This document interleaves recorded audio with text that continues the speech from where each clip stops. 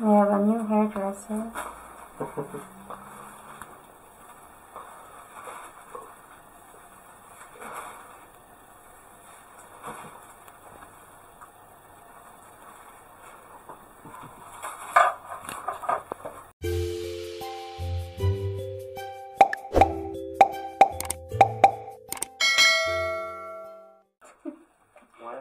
Where's my face in that way? Hi everyone! Welcome back to my channel. At nagkukulay ako ng buhok. I asked my husband to do it because we'll see if it's going to be success or... So, samahan niyo ako sa journey ko. This is our first time to do this. Kasi, you know, it's cheap to buy the hair color than to have it colored with a professional. It's gonna cost like tons. I'll discuss the price later. But this is it. My husband is doing it for me. This is his first as well. And this is my first. Having this color at home. Usually I have my hair color at the salon in the Philippines. But it's cheap there. It's like gonna range around 1,000 and up. 5,000. Depende sa kung saang salon ka magpapakulay. So, we're almost halfway through. How's your experience so far, mister? I hate every second of it. Guys, I don't know if I can ask him to do this again. But, honey, you'll do this again, right? No. Oh, you will. So, I'll see you again later.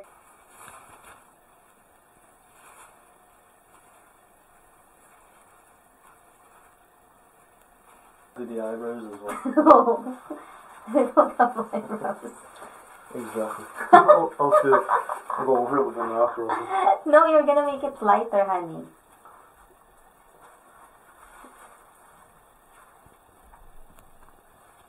You want me to put it in your hair? No. Alright. Gusto kong kulayan din yung buhok niya. The color is almost the same as his hair. I don't think there will be any difference. So then this one off in the center. It's already 20 minutes now. It's time for me to wash it off. Sana talaga kumulay. I'll see you again in a bit. So, eto na yung result. Actually, hindi pa siya totally dry. So, medyo madilim na kasi sa labas. I'm just using our light in the house. I'm not expecting too much. Kasi nga, my hair is dark brown. Close to black na. So, I was just hoping at least mag-lighten up siya. So, I don't know. Siguro bukas natin i-try sa natural light outside. Para makita natin kung may nagbago. Pero feeling ko kasi, medyo nagkaroon siya ng, or nag-lighten siya, medyo brownish. And,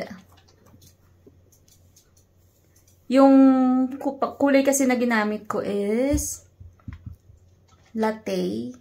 So, ito yung color na ginamit ko. There.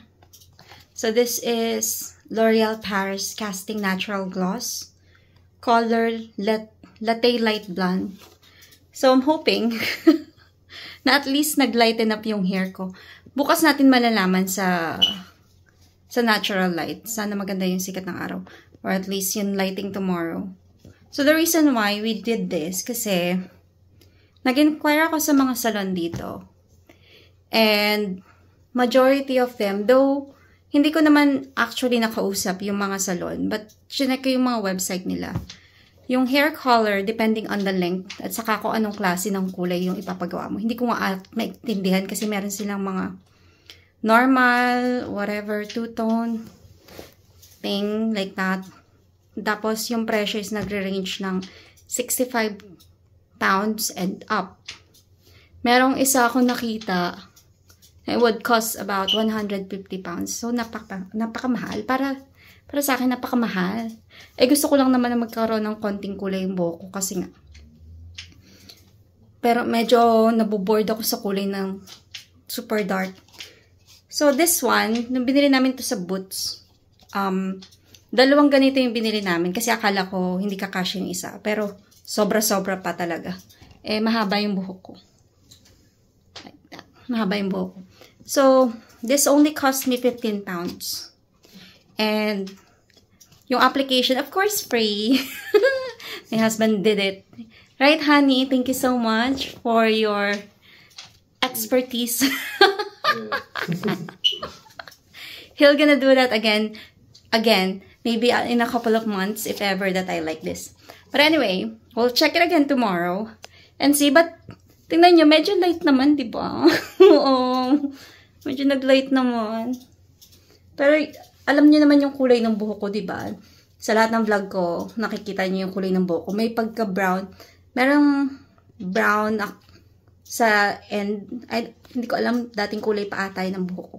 Medyo may brown pang natitira. So, yeah. I'll see you again tomorrow to see kung maganda ang naging result. As promised, eto na yung kulay ng hair ko. Kakagising ko lang.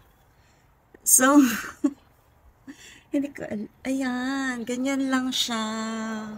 So, I think it's not an epic fail, pero, yeah, expecting more lighter sa hair ko. Pero at least, diba, nagkaroon ako.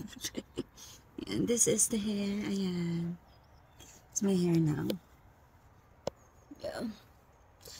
So, kasi nung nakita ko yung pangkulay, parang mas, ano siya, made for blonde hair or colored. Yung talagang light yung buhok. So, not recommended for dark hair like mine. So, this is my hair. It has a bit of color. Naglighten ng konti.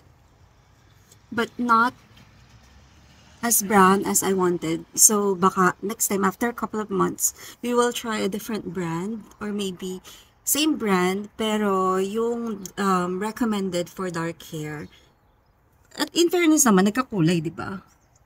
Ng konti. Because my hair is super, because my hair is like dark brown, almost close to black. Pero yung dulo kasi, medyo may kulay yung dati kong buhok. Mas lighter yung pagiging brown. Pero at least, diba, nagkaroon siya ng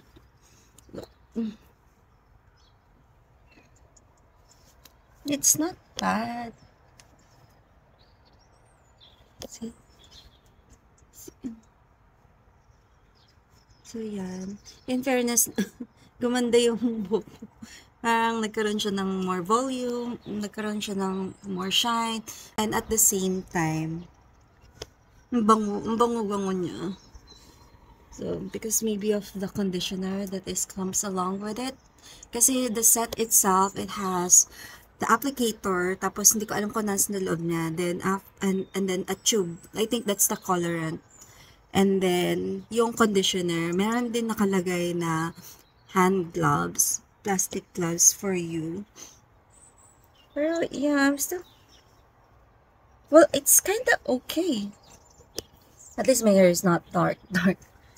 So, I still have one pack that I can use. Maybe I'll use it still after 3 or 4 months. And then, saka na lang ako magpapalit ng brand. Kasi, okay naman.